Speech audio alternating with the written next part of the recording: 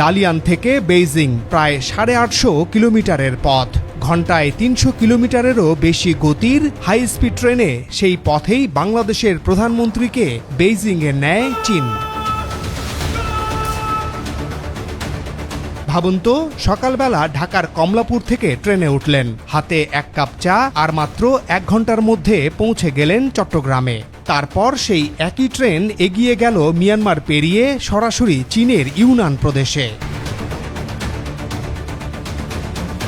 শুনতে গল্পের মতো লাগছে, তাই না? কিন্তু এই গল্পটাই এখন বাস্তবতার দোরগোড়ায় দাঁড়িয়ে। আর এর শুরু হয়েছে গত সপ্তাহে বেইজিংয়ের গ্রেট হল অব দ্য পিপলে, যেখানে মুখোমুখি বসেছিলেন বাংলাদেশের প্রধানমন্ত্রী তারেক রহমান এবং চীনের প্রেসিডেন্ট শি জিনপিং। আজকের ভিডিওতে আমরা আলোচনা করব তারেক রহমানের চীন সফরের সবচেয়ে বড় 4টি বিষয় নিয়ে।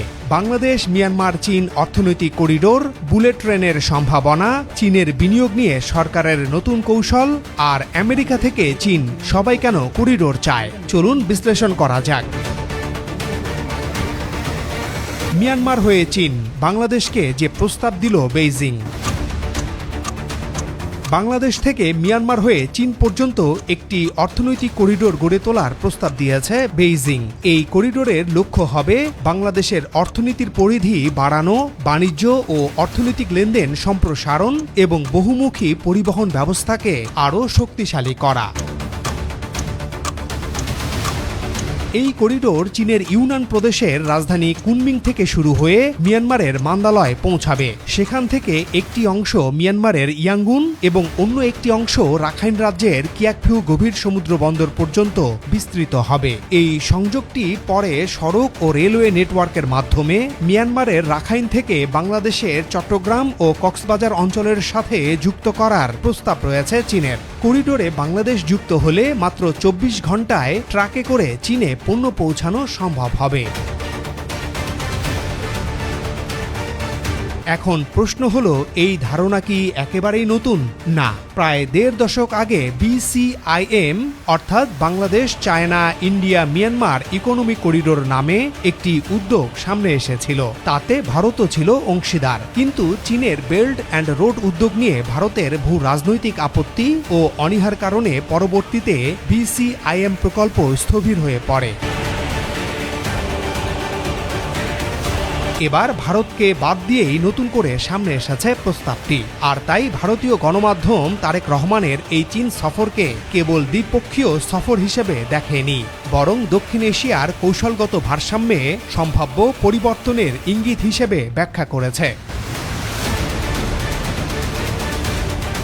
এই করিডোর হলে বাংলাদেশের লাভ কোথায়? চট্টগ্রাম ও মংলা বন্দর হয়ে উঠতে পারে আঞ্চলিক ট্রানজিট হাব। বিদেশি বিনিয়োগ, লজিস্টিক্স এবং শিল্প খাতে আসতে পারে নতুন সুযোগ। তবে এই প্রকল্পের চ্যালেঞ্জ আছে অনেক। দর্শক, আপনার মতে এটি কি শুধু একটি পরিবহন প্রকল্প, নাকি দক্ষিণ এশিয়ার নতুন বাণিজ্য ও কৌশলগত মানচিত্রের সূচনা? বুলেট ট্রেনের পথে বাংলাদেশ। প্রথমেই একটি বিষয় পরিষ্কার করা দরকার, বাংলাদেশে বুলেট ট্রেন চালুর কোনো চূড়ান্ত সিদ্ধান্ত বা অনুমোদিত প্রকল্প এখনো নেই। তবে হাই স্পিড রেল নিয়ে নতুন করে আলোচনা শুরু হয়েছে। হাই স্পিড রেল বা বুলেট ট্রেন সাধারণ আন্তনগর ট্রেন নয়। এটি বিশেষভাবে নির্মিত রেল লাইনে ঘণ্টায় প্রায় 250 থেকে 350 কিলোমিটার গতিতে চলতে পারে। এই প্রযুক্তির জন্য আলাদা ট্র্যাক, অত্যাধুনিক সিগন্যালিং, নিরাপত্তা ব্যবস্থা এবং শক্তিশালী বিদ্যুৎ অবকাঠামো প্রয়োজন। এই ক্ষেত্রে বিশ্বের সবচেয়ে বড় উদাহরণ চীন।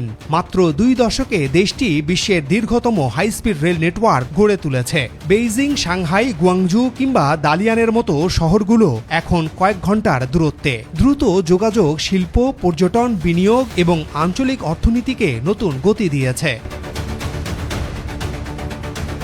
বাংলাদেশের ক্ষেত্রে সম্ভাব্য রুট হিসেবে সবচেয়ে বেশি আলোচনায় আসে ঢাকা চট্টগ্রাম করিডোর, কারণ এটি দেশের সবচেয়ে ব্যস্ত অর্থনৈতিক ও শিল্পাঞ্চলকে যুক্ত করে।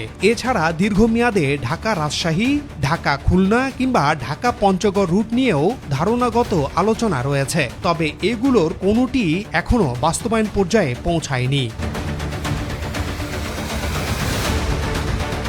সবচেয়ে বড় প্রশ্ন অর্থায়ন। একটি পূর্ণাঙ্গ হাই স্পিড রেল লাইন নির্মাণে কয়েক বিলিয়ন ডলার ব্যয় হতে পারে।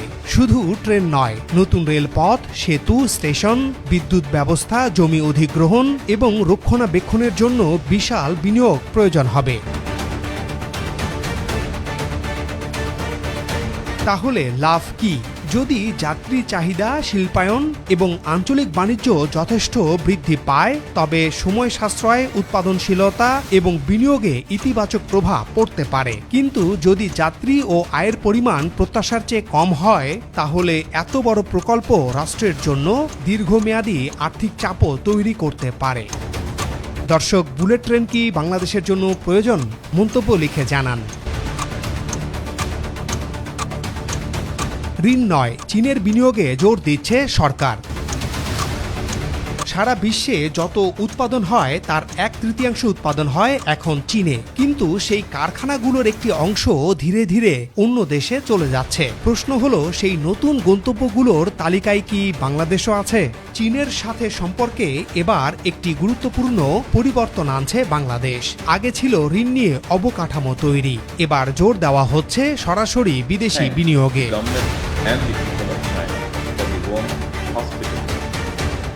বর্তমানে বাংলাদেশে চীনের মোট ঋণের পরিমাণ প্রায় 6.2 বিলিয়ন মার্কিন ডলার, কিন্তু এবার সরকার চাইছে চীনা কোম্পানিগুলো সরাসরি কারখানা বানাক, মানুষ নিয়োগ দিক, প্রযুক্তি আনুক। এই লক্ষ্যেই চট্টগ্রামের আনোয়ারায় গড়ে উঠছে Chinese economic and industrial zone. প্রায় 4,189 কোটি টাকার অবকাঠামো প্রকল্প অনুমোদিত হয়েছে। এখানে রাস্তা, বিদ্যুৎ, গ্যাস, জেটি ও শিল্প কারখানার পরিবেশ তৈরি করা হবে।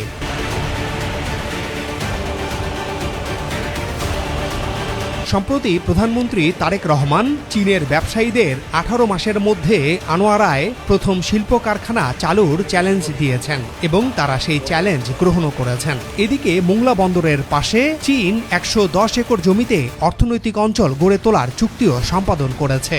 এই জমিটি আগে ভারতের জন্য বরাদ্দ ছিল। এই বিনিয়োগের সবচেয়ে বড় সুযোগ হল চীনের যেসব শিল্প কারখানার একটি অংশ বিভিন্ন দেশে স্থানান্তর হচ্ছে, তার একটি অংশ বাংলাদেশে নিয়ে আসা। তাহলে লাখো কর্মসংস্থান, প্রযুক্তি আমদানি এবং রপ্তানি বাণিজ্যে নতুন দিগন্ত খুলে যাবে।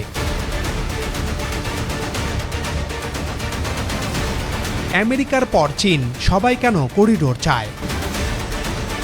বাংলাদেশের মানচিত্রে চোখ রাখলে বিষয়টি পরিষ্কার হয়। একদিকে বঙ্গোপসাগর, অন্যদিকে ভারত, আর সেই ভারতের ওপারে চীন, নেপাল, ভুটান। এই ছোট্ট দেশটি আসলে দক্ষিণ এশিয়া আর দক্ষিণ পূর্ব এশিয়ার সংযোগস্থলে দাঁড়িয়ে আছে। এটাই বাংলাদেশের সবচেয়ে বড় ভৌগোলিক সম্পদ।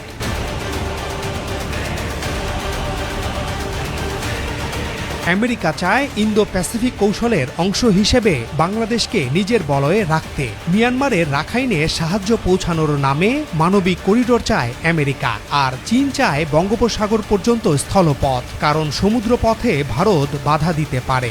ভারত চাইবে বাংলাদেশ যেন কোনোভাবেই চীনের করিডোরের অংশ না হয়। এদিকে জাপান মাতারবাড়িতে গভীর সমুদ্রবন্দর তৈরি করছে, ফলে বঙ্গোপসাগর কেন্দ্রিক মুক্ত বাণিজ্য অঞ্চলে জাপান চায় সক্রিয় অংশগ্রহণ। চট্টগ্রাম বন্দরে এরই মধ্যে ইউরোপ বিনিয়োগ করেছে। সবার চোখ বঙ্গোপসাগরের কোলের দেশ বাংলাদেশের দিকে। কারণটা সহজ, যে দেশ বাংলাদেশের মধ্য দিয়ে করিডোর পাবে, সে দেশ পাবে বাণিজ্যিক সুবিধা, কৌশলগত অবস্থান আর ভূ রাজনৈতিক প্রভাব।